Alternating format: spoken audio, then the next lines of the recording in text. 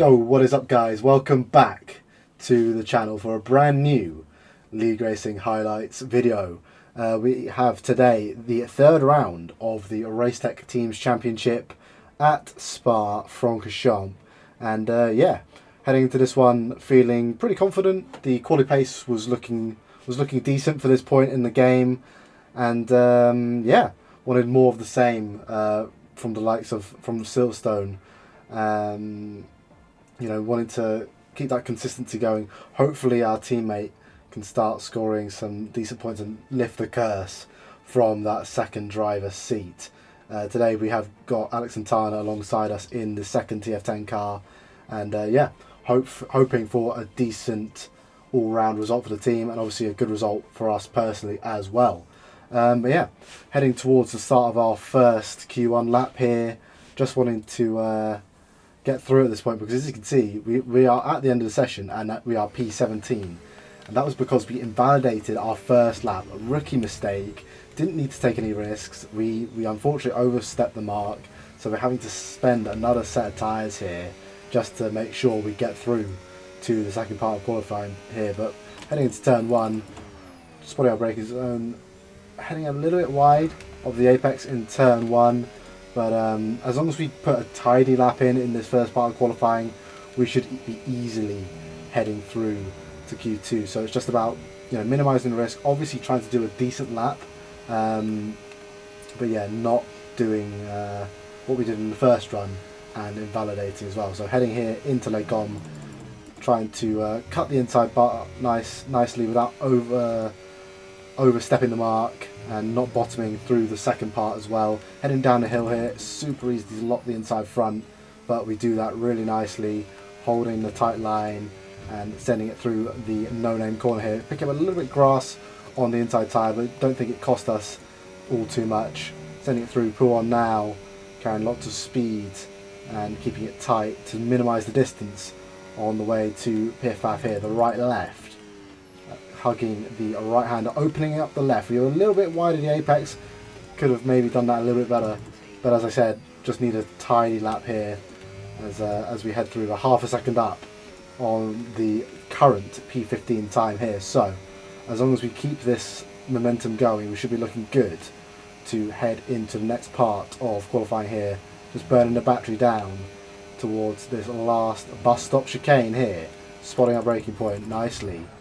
Clip the inside curve, get the car rotated, maybe turning a little bit too early for that second part. Didn't get the rotation that we wanted, but that is enough for P5 at the end of Q1 with a 40.5 there. Super safe, but yeah, no risk required, and our teammate follows us through there in P12. Bari topped the leaderboards there with a 40.3. So yeah, we're within a couple of tenths, but we haven't even dipped our toe into, you know, taking any risks so far. But heading on towards the end of our first Q2 lap, we managed to keep it valid this time, and we set a 40.3. But we're not sure if that's going to be enough to get us through to the last part of qualifying. So again, we're going to have to burn another set of tyres, unfortunately, and go again here, because it's better to be in Q3 than out with extra sets of tyres, because you're not going to get to use them. But yeah, heading into turn one here, splitting our braking zone pretty nicely, better than Q1, still a little bit wide. Using second gear here because I like the extra boost from the high RPM, as we need, you know, a super good exit all the way down here through Radion and onto the Kemmel Straight. We're just a few hundredths up on our 40.3 as we head towards the end of sector 1, and they'll be all about trying to spot our braking zone nicely into this Les Gommes chicane, which we do. We're nice and tidy. We didn't cut the inside part too much. We would have lost a little bit of time there, but we gained just over half a tenth through that section, and we just need to keep getting those incremental gains here. We get a nice run through the downhill right into No Name, and we are just under a tenth and a half up, approaching pull on corner now. So yeah, at this point we're probably safe with the delta we have. Obviously we'd like to keep improving, which we'll try to do, but we know now we just need to hold on to this as we head through that right, hugging that nicely. A better run through the left than we did in Q1, and we go a little bit wide of the right hander, but we still keep the minimum speed up. Nicholas Longe goes to the top with a 40.0 there, so a pretty decent time for Q2, especially at the time. So yeah, we're going to try and get as close to that as possible as we head towards the bus stop chicane. Once again, Barry Brumran goes to the top with a 39.9. That was yeah, pretty speedy for the time. We hop over the inside curb, rotate the car nicely in second gear. Still not nailing that, but it was enough for P3 with a 40.0 across the line there. Yeah, nice. And easily through to Q2. And even better for the team, our teammate joins us in Q3, I believe for the first time this season. So yeah, that's great. Our first lap would have got us through, but yeah, it wasn't worth the risk. But yeah, we're heading into our last lap of Q3 here. We set a banker on our U set. I think we have a 40.6 delta. But yeah, it's all about this lap now. We need to get this lap in. Hopefully do a 39. That's the aim. Somewhere in the 39s would be good. You know, to improve on our 40.0 from Q2. As you can see, we're already approaching 800ths up of our used tyre run. So we just need to keep on gaining time like that. If we can gain that kind of time every corner, that'd be lovely. But yeah, it's not always, doesn't always work out like that. Heading onto the Camel Straight now, burning the battery down. And yeah, trying to spot our braking zone once again for this Lake chicane. This is absolutely critical for your lap, make or break. And it wasn't great over the second part. We got a good cut, but we were a little bit too far to the left, unfortunately, for that optimal run. But yeah, doing a good right hand here, gaining more time. We're just over 2/10 up. Unfortunately, we bottom out on the curb heading into No Name Corner there, and you can see that's lost us a big bit of time, probably 70 thousandths, I think, from where we entered. Yeah, hugely disappointed, and you know, that's losing time to a used tyre run. We should be gaining through there, not losing time. But anyways, focusing on the rest of the lap now, we're heading towards 3/10 up as we start the last sector, but that's nowhere near good enough. That's currently a delta for a 40.2, 40.3, and we did a 40.0 in Q2, so we need to find more time to have any kind of good crew position. Barry Boomerang goes to the top with a 39.8. What can we do heading into the last chicane? We're going to absolutely send it here. We take a little bit too much inside curb, throws us out wide for the second part, and we don't get a very good run out of there, and we come across a line for a 40.1. We go slower than Q2. And yeah, we were absolutely furious. I think with the amount of time we would have lost through No Name, you know, we should have been fighting for P3 with Isma. To be realistic, you know, I think the top two are maybe a little bit out of reach, but yeah, we should have certainly been in the 39s at least in Q3, and yeah, gutted to have a little bit of a nightmare there in Q3. But yeah, we're starting P6 once again. I think we started P6 in Silverstone, so yeah, a bit of a curse in Q3 going on at the moment. But we're going to do what we can. We're going to go for the hard medium strategy. And see what we can pull off in the race here. So yeah, waiting for the lights to come on in just a moment here. Yeah, we've got 5 red lights now. And it's lights out and away we go for the Belgian Grand Prix. Getting off the line reasonably well, better launch than Sergio Sabrino on our right. So we're going to try and go around the outside of him here. He completely, well, not shunts us, but yeah, forces it out wide, and that's because Daniel Koya, I believe that's how you pronounce it, sent it down the inside, pushed us both wide, and we are down a position straight away. We were not very pleased with that, and we've got Jan Halliday, his teammate, now pressuring us onto the Kemmel Straight and towards Lake On, but he decides to back off, and we have a free run through here, trying to pick our line as cars are going 2 and 3 wide through this section. And we're going to try and go for the switchback as Istvan Pukki gets a bit checked up by, I think, Nicholas Longe there. Through the last right hand of Lake On. And yeah, he's losing the car a little bit there, but he sent it down the inside once again on Sergio Sabrino to retake that P4. We're interested now, heading into P1 now, but we decide better of it. We don't want to take that risk on lap 1 of the race. We could definitely break our race, but we can't make it on lap 1. We're defending now once again from Daniel Koya, and we managed to pick up that position in that melee, and we are back into the position we started, P6. But yeah, A bit of a chaotic start. We stayed alive. Unfortunately, no positions gained, mainly because we were kind of, let's just say, forced out there without saying any questionable words. But yeah, heading on towards the end of lap 1 now. It's just about sort of getting into the rhythm, trying to save the tyres, save the battery, and you know, that's a lot about an opportunity. What am I trying to say there? That's a lot what the league races are about these days. Just trying to take the first few laps easy and then push really, really hard towards the end of the stint to minimise any kind of undercuts. And yeah, make sure you are maintaining your track position at the end of the stint. As you can see, Barry Boomerang sets a 45.3, I believe it was, on to lap 2. That's not a particularly fast lap time. We were doing 44s in practice, so yeah, we're way off the optimal pace here. Heading on to the end of lap 4, we cross the line and do a 45.3 ourselves to go fastest. So yeah, pace is slowly started to pick up about halfway through this stint. As you'll be able to see at the end of lap 7, our teammate now takes the fastest lap of the race with a 44.9. So yeah, we're looking quick. Yeah, but then just going to kill Alex's race. That's the only problem. But yeah, it's kind of hard to tell with the varying amounts of pushing and saving through the stint. But as you can see, heading on to lap 12, the pace is starting to pick up. We were basically doing mid 46s on average here. As you can see, heading on to the end of lap 12, Daniel Koya jumps into the box for TES. We do a 45.9. So only 6/10 off PB race time there. So you can see we weren't really pushing at all through that first stint, and now the pace is starting to step up that little bit as the first cars from that hard medium strategy start to box. As you can see, as you can see at the bottom of the screen, Ismail Sfasi has disconnected from the session, and that's going to leave a bit of a hole between Barry Burman and the rest of the chasing pack, and it's imperative that we get past Ismail's AI car as soon as possible here. As you can see, the top 3 have managed to do so.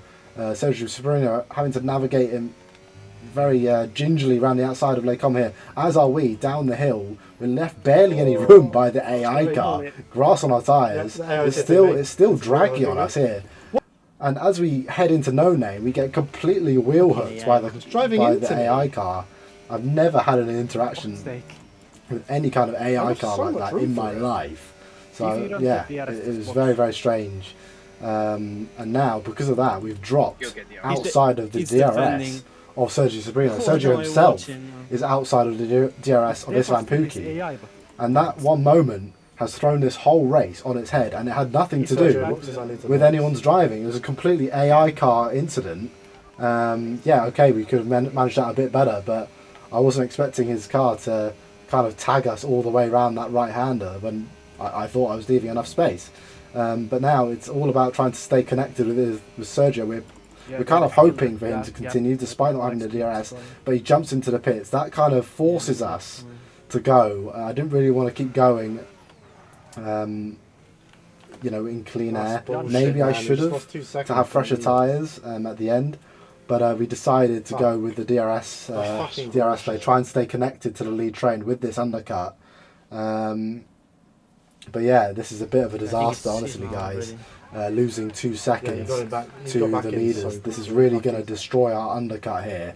As you can see, Daniel Koya getting a little bit of a bigger undercut than he probably should have, and he's way in front of me and Sergio. And we have a car that's not pitted here in between me and Sergio, and we have no battery. Crucially, we've had to burn all of our battery just to get the DRS back, and that is going to be absolutely dire for our second stint.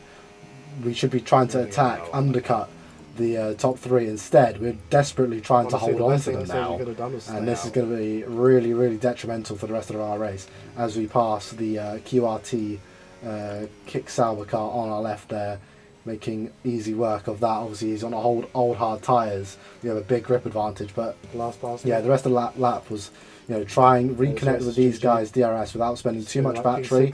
We're still quite low. Low. And that's if I can get past Daniel again. Low, but we're not as high as we should be, let's say. As the top 3 have responded to our situation here, and they've taken full advantage. As you can see, we've got no undercut at all on Bari and Nico, but we have managed to get a bit of an undercut here on Isfan, going around the outside of Eau Rouge, inside of Radion here, and we are up at least one place into a net P4 now. Well, net P5, including Daniel on those slightly older tyres. But yeah, you may think, oh, you've only got one lap older tyres than these guys. You know, we can keep racing them, and you know, same with Daniel to me and Sergio. But you know, one lap at Spa is a long way, and the tyres really like the tyre difference even on one lap is huge. So yeah, we're going to do what we can. As you can see, Sergio and Nico were able to overtake Daniel here, so it'll be about trying to get past him as quickly as possible before he can recharge his battery pack. So we'll see, skipping towards the end of lap 13, that is the objective we've set for ourselves. We're burning the battery here. We're going to try and get past him as soon as possible, try and get the DRS off of Sergio onto the next lap. As you can see, we're burning lots of our battery, trying to go for the attack through the bus stop chicane here, going around the outside, which will turn to the inside for the second part, and we pull off a lovely move there. We get the DRS, and we are up now into what is now a net P4. But as you'll be able to see, we go a little bit deep. We lock the inside front, and as you'll be able to see by the top left, we're going to dip out of that DRS zone. We're limited on battery because of what we've burnt into the last chicane, and that tiny little mistake might cost us 2 positions here. But we look behind, Isfan and Daniel take an excursion across Radion there. I think they must have come together, so we escape that what would have been inevitable, you know, probably double overtake from them back on us. And yeah, you know, we managed to burn the battery down, get back within the DRS of Sergio Sabrino here, and yeah, we live to fight another day. But yeah, we're still in a compromised position, guys. We should arguably be in front of Bari and Nico at this point in the race. Had we pitted, you know, intentionally on lap 13, obviously it was never our intention in the first place. We were just kind of forced into that position. But yeah, we're just going to try and save the battery, save the tyres as much as we can, try and reduce the deficit. But it was at this point in the race, when these guys were pushing on, that I realised that I was really struggling for overall outright pace. And it was weird. We were super confident in quali, but there was something in the setup that we were really not agreeing with in the race. We were really struggling on grip as we got to latter stages of this race. Obviously it's a bit of tyres, but it was a little bit more than that. And we're having to burn the battery to try and defend from Isfan on his fresher tyres, likely with more battery as well. And we're definitely fighting an uphill battle here. He's all over the back of us as we start lap 19 here. Obviously he wants to get a move on, try and recover his track position on us undercutters and have a chance of the podium here. As you can see, we are really low on the battery. We're going to have to pull off a miracle if we're going to try and stay in front of Isfan here. We're burning up Eau Rouge. We're under 10% here. We're going to be losing power all the way down this Camel Straight. We're going to take the slipstream of Sergio Sabrino, but even with that, we are still losing time here to Isfan. And who's going to blink first? We blink first into the Les Combes chicane. We didn't want to take the risk and risk getting spun round on the inside there. It's such a common thing to get spun round on the inside of Les Combes. It was either that or basically straight line Isfan. So we decided to be sensible, tucking behind. We're back into P5 here, and we're really struggling for pace here, guys. You know, we've had no battery and no tyres for the end of this stint. It's been an absolute disaster since lap 13 with the incident with the AI car, constantly trying to recover. And yeah, as you can see, we are out of the DRS detection point, and so is Sergio on the top 2 cars. Our tyres are absolutely wrecked.